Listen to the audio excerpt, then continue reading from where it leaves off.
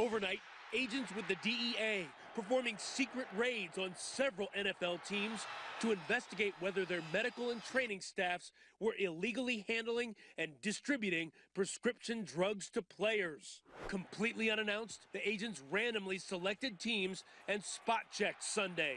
DEA searches included San Francisco 49ers, Tampa Bay Buccaneers, and Seattle Seahawks. An unprecedented move, which the DEA says is part of an ongoing investigation into potential violations of the Controlled Substances Act. The National Football League is the single most powerful sports entity in America, but even they may not be able to escape the federal government. The Drug Enforcement Administration showed up this weekend hunting how team medical staffs handle prescription drugs, legal and also illegal. And this is a league on its heels at the moment. Will it make any real difference, though, in how the game is played and how fans view their favorite pastime?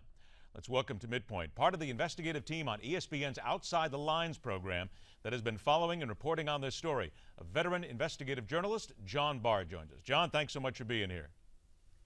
Happy to be here. Thanks for having me. John, let me say, first of all, for those of us who still enjoy journalism, you and Bob Lee and the crew, I've known Bob for a long time. It's good to see that somebody is out there actually seeking the truth in stories such as these. And you have to believe that the National Football League, after they saw those 1,300 former players go after them in a lawsuit, they had to know something like this was coming, because this tipped the DEA off in the first place, even though we've known this has been going on for a long time. Well, yeah, and the thing about it is the DEA has sent the message to the NFL loud and clear in the past about this very issue.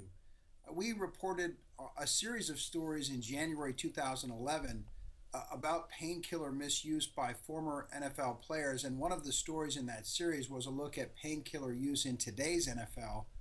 And as a part of that story, we reported on a meeting that the Drug Enforcement Administration had with, at the time, the head of the NFL Physicians Society. He was a doctor who was, at the time, the lead physician for the Carolina Panthers, and representatives from the NFL. The DEA, head of the Physicians Society, and representatives from the NFL all met in D.C., and the DEA sent the message, hey, you know, your teams need to get their house in order in terms of how they transport and distribute prescription pain pills. It can't be a free-for-all, as a lot of the former players involved in the lawsuit have alleged. Is it generally considered by many people close to the league, and again, I covered the NFL for a lot of years myself as well, that the fact that ESPN did this back in January of 2011, we have known this is going on. But since the time they were first warned, the NFL may have taken some slight measures to try and curb this, but we all know it's like cheating in any other form of sports. Give people enough time, they'll find ways to do it, and it will continue no matter what the legalese is. Well, I think an important point needs to be made. You know, when we did our study, it was the first ever study of retired players and how they misuse prescription pain pills. We were drawing from players who were retired, and many of them had been retired for a number of years. I think the culture has absolutely changed in the NFL. I've spoken with some security sources over the past few days, and the sense I get from them is that doctors would have to be nuts to be traveling across state lines with controlled substances and violating federal drug laws.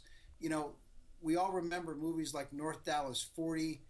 There were books written, you know, by the former team doctor of the Oakland Raiders. They describe a much different prescription drug culture where players were handed out pills like candy, and that just doesn't exist anymore. But that's not to say players aren't taking pills. As the teams themselves have started to follow the laws more closely, a lot of the players are going to outside sources. And of course, we have a prescription pain medication epidemic in this country, an addiction epidemic, as many of the treatment personnel will tell you. But look, I think the point is teams have actually done a much better job. But I would add as a caveat to that, a senior law enforcement source told us they had credible intelligence that some doctors were still violating federal drug laws. I don't know who those doctors are, which teams. We've yet to hear of any violations. Would it be fair to say that the National Football League, in taking any sort of action, they do it to protect themselves, keep the money machine moving, And unfortunately, a lot of times, no matter how you slice it, the players are still secondary. Well, look, yes. If you're asking me, are 99.9% of the decisions at the league office motivated by the almighty dollar? Absolutely, they are. And that's coming from a reporter who works for a company that contributes to the coffers of the NFL. So let's get that out there. But yeah, a lot of this is motivated by protecting the shield, by money. And the other thing about it is the doctors. A lot of these doctors consider it to be a feather in their cap if they can be considered a team doctor. Mm-hmm. But as one former team physician put it, look, I'm not going to jeopardize my license because a trainer inappropriately gives out prescription pain pills and a guy's kidneys shut down. So they're concerned about liability now more than ever, especially when the league is facing a lawsuit, which, by the way, has 10 named plaintiffs.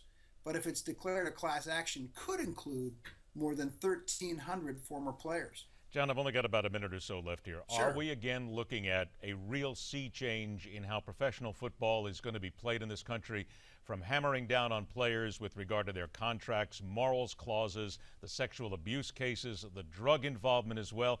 Things are going to change no matter how you slice it. They are changing. They have changed. The league's approach to domestic violence has absolutely changed. Look at the decision that came down the pike today with Adrian Peterson, suspended for the entire year by the commissioner. And now this. If any doctors were running afoul of federal drug laws, you can bet they're not going to be doing it now that they know they're under greater scrutiny. John, do you get a feeling that Roger Goodell is going to survive this one? I do. I really don't think, we have heard nothing to indicate that any of the 5 teams, and it is up to 5 that we've confirmed were surprised by the DEA on Sunday. We've heard nothing to indicate any of them actually violated federal drug laws. But again, I keep going back to a federal law enforcement source told us they had intelligence to suggest that some clubs were violating those laws. So there you go. Just have to wait and see how it shakes out. John Barr, great job. Give my best to Bob and the whole team there as well. Keep it up. We thank you for your time. Thanks for having me. Appreciate that. Break, and we return with some facts on the Keystone Pipeline from the economic side of the ledger, often where the truth lies. And at 51 minutes after the hour, the major college athletic program currently providing plenty of education in the art of the cover-up.